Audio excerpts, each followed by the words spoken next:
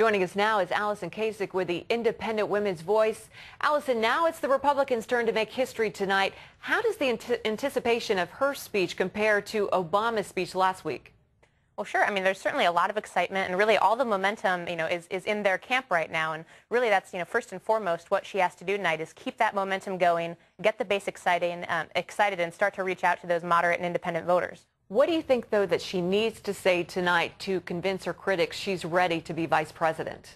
Sure. Well, I think, on both sides of the political aisle, people, are sick of business as usual. So, I mean, she needs to emphasize that she's not from Washington. She's from pretty much as far away from Washington as you could possibly get, and talk about, some of those reforms that she's brought into the state of Alaska and how she also hopes to reform Washington, D.C.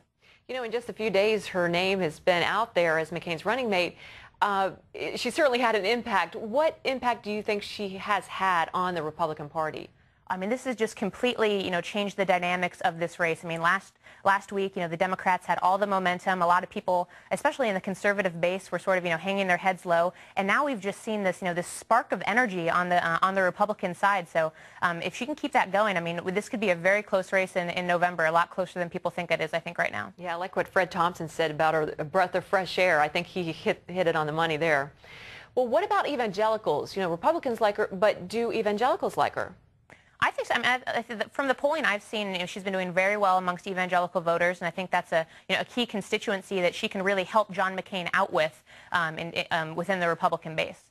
Well, Allison, she has, of course, been criticized for her decision to work and raise children. She's the mother of 5. Why is this an issue?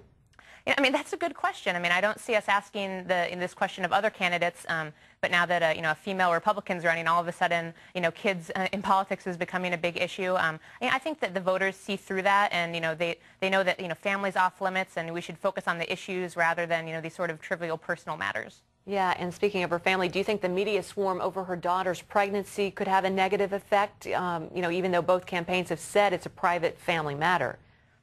In some cases, it might actually help her. I think it puts a really human touch on her and her family. A lot of people out there, have been through a similar situation, and it can sort of, almost humanize her and make people relate to her, even though the media is sort of viciously attacking her at the moment.